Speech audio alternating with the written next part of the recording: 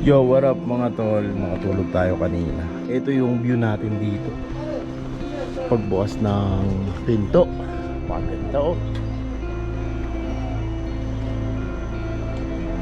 May kilala tayo dito na tour guide at may-ari sila din netong tinitira namin ngayon. Kung gusto nyo magpa-tour guide sa kayo, sa murang halaga lang na iaasikasuhin kayo ng maayos na maayos. Ito yung balcony. Tapos meron silang kainan dun sa baba. Andyan. Tapos ito yung magiging kwarto nyo, ganyan. Sa ating ilaw. Napaka-simpleng ano lang. Simpleng kwarto lang. Kung ilang kayo siguro pwede dito. 1, 2, 3, 4. Siguro 10 tao kasya dito. Presyo kay Ed na lang. Ultimo sa tour guide di kayo iiwan. Yung kape nyo libre, yung kanin nyo libre. Yun ang magagaranti ko lang. Tapos ito yung view nyo. Yan. Yung mga ano na yan, rice terraces yan. Wala lang tanim ngayon eh. Pero napakaganda. Kulang na lang parang bobong. Tapos upuan. Para na kayo si Thanos. Tapos ganun kayo na.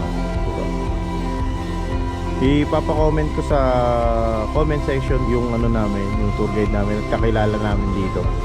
Para ma-guide kayo. Ultimo kay Apo Wangkod. Gusto nyo magpatuto. Yun, update ko kayo mamaya. May pupuntahan kaming bonfire. So pupunta kami doon. Maganda raw tambayan yun. Update ko kayo mamaya. Let's go. Wow, dito sa may Buskalan, sa may bundok, sa taas meron silang basketball court. Ayan o. Wow. Ayan, pupunta na kami sa bonfire. Ewan ko lang kung nakikita nyo ako, pero update ko lang kayo. Oy, bonfire, let's go. Wow. Hello po. Good evening. Ayun o, nag-i-enjoy sila dito o. Let's go. Ito yun, napamasunod eh. Love Buskalan. Nakikita nyo ba yan? Hindi ko nakikita eh. Ang ganda ng mga bundok dito boy, yung itim. Ito maganda, umaga. Kakapigal lang no? Oo, umaga lang, tamang ano ka lang ba? Tamang chill ka lang dito boy. Pagkausap. Bondo. May kusok to. Ganda dito boy. Ayan si Kuya Ang na sponsor play. Hati-hati tayo dito boy. Hati-hati tayo boy. Buhay ko dito. Mukhang maraming ulit to boy yung mga ginagawa natin na to. Para mausok ka. Oo, kwenta-kwenta na lang ako.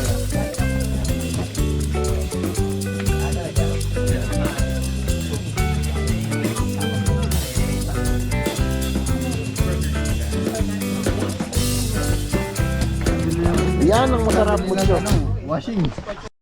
A place where you go when nobody knows if it's not hotel. Oh, Sally can wait. She knows it's too late as she's walking on by. Depende sa'yo. Anong gusto mo? Depende sa'yo. Gar? Iiba mo na gar?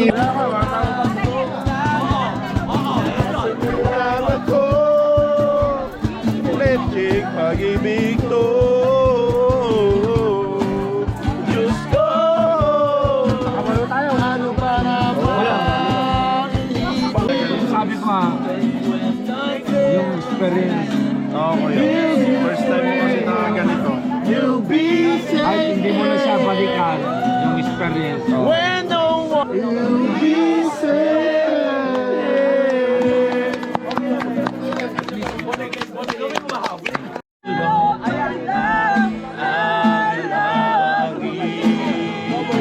Kaya't sabay tayong bibitaw sa ating huli saya.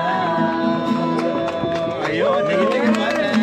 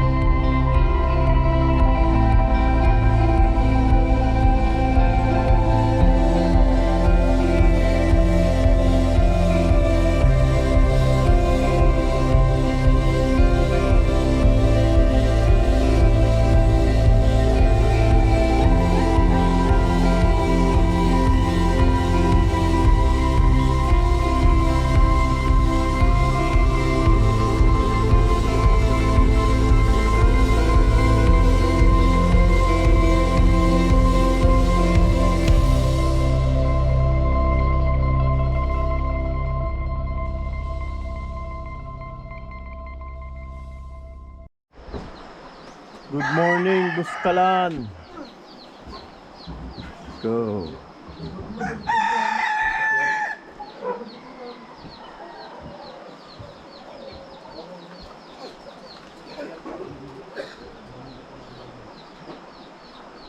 Pauwi na tayo.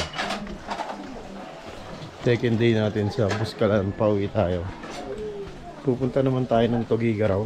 Pero yun pa rin yung pagbaba namin, yung dadaanan namin.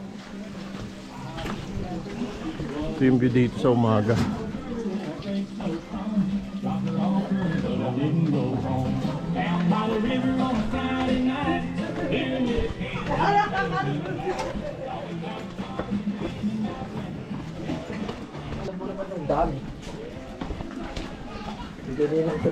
Oo.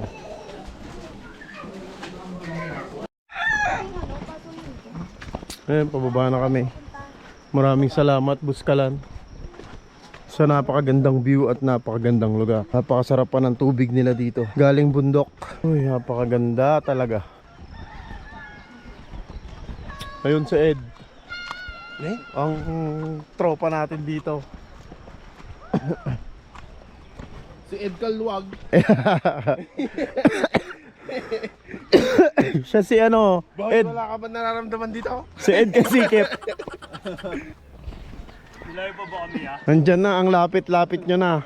Pera lang dun sa transient. Pagkatapos yung tulay na to, pagdaan nyo dito, packet na lahat naman. Pero konting-konti lang ang akyat.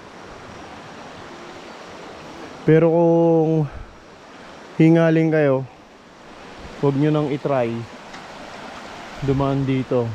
Pero kung gusto nyo na experience, yan talaga magandang experience.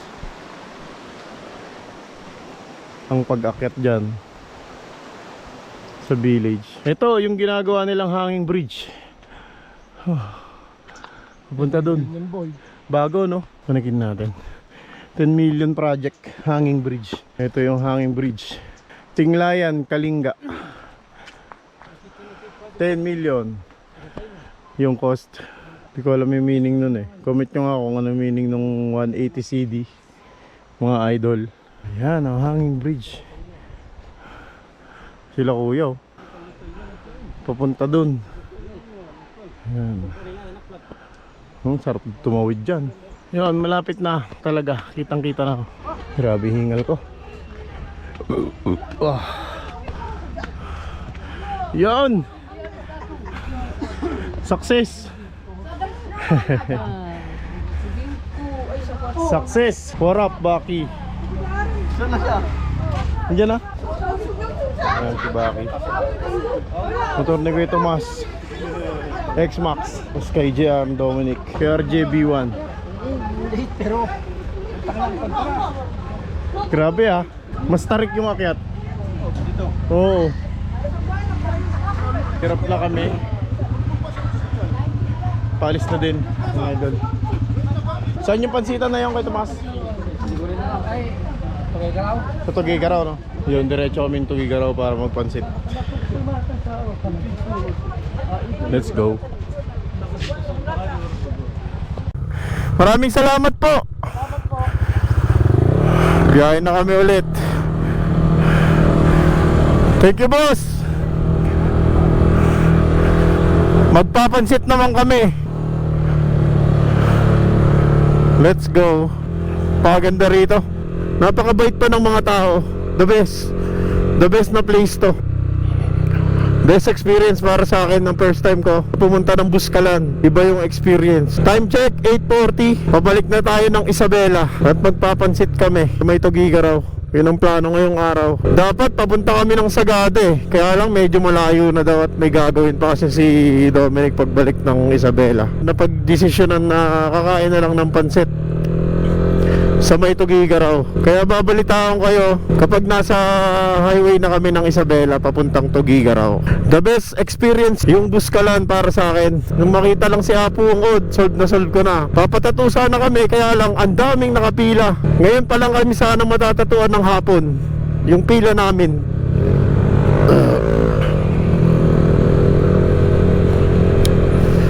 Pinampila kami nung Ed.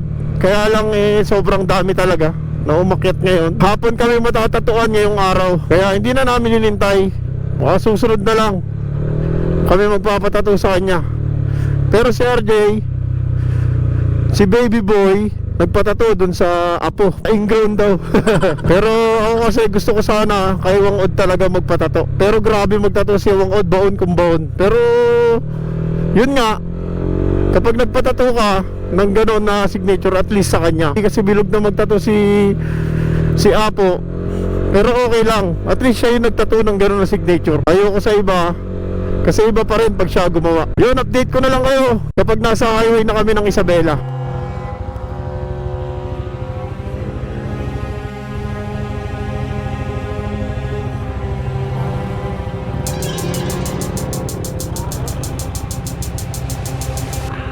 Thank you, Boss Kalandili.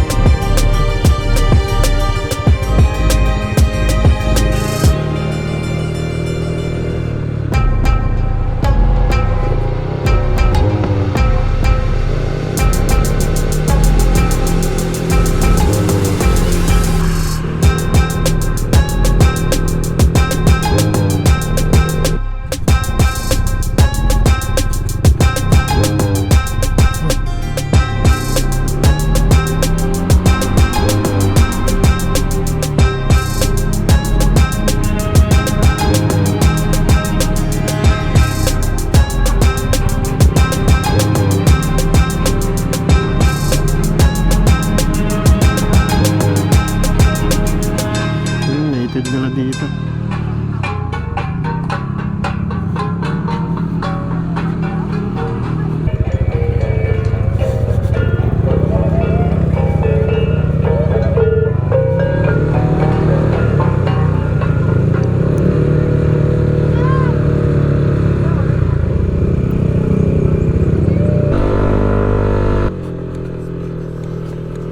She puts her hand in mine. We wanna chase the night, wanna dance to the light. Pull stars from the sky, just two hearts running wild. Never sleep, never stop. As we shout from the top, we're gonna be two hearts running wild.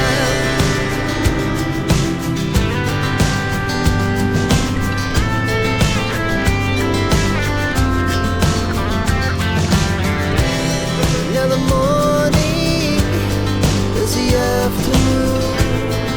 We lay awake in bed. Laugh so loud as the hours pass. We're gonna do it all again. We wanna chase the night, wanna dance to the light.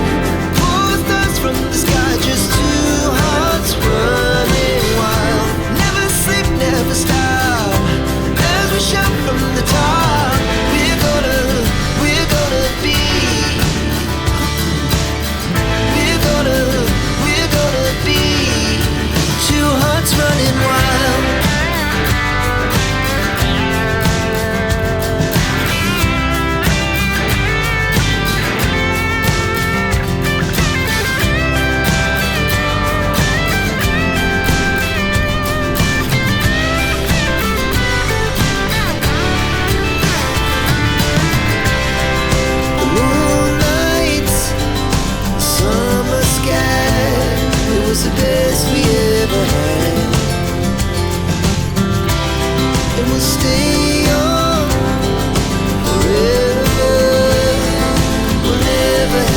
grace.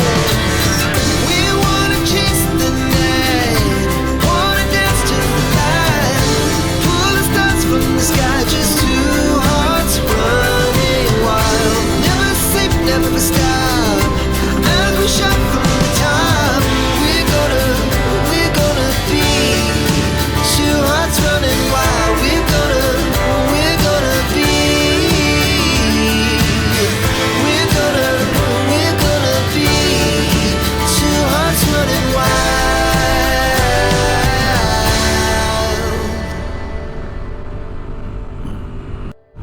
Nandito na kami ulit sa May Tabok at napagdesisyonan na along the way na lang kami maghahanap ng pansit. Yun na yung lunch namin. Kasi napagod talaga kami. Yung pagbaba at saka pag-akyat dun sa Buskalan, town proper.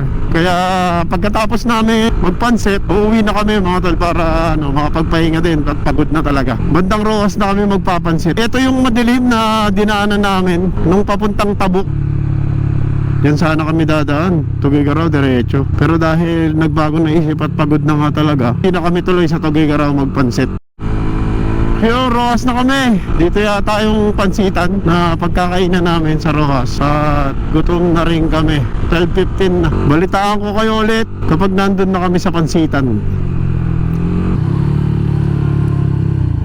Pero dito na kami sa palengke ng Rojas. Somewhere dito lang yung kakainan namin ng pansit. Rojas Isabela. Chickens! Chickens! Amoy chickens. Oo, maalam ko yung kainan dito. Nandito na kami sa Ahay. Nandito yung pansitan. Sa Tuguegarao sana kami kakain. Kaya lang, syempre malayo at pagod na nga. Medyo malayo yun Kaya dito na lang meron naman Tuguegarao pansit Batil Patong dito.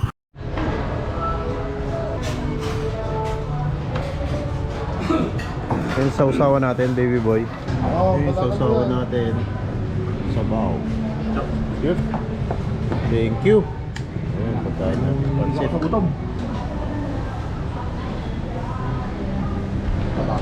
Grabe laki ng serving, no? Grabe. Sarap.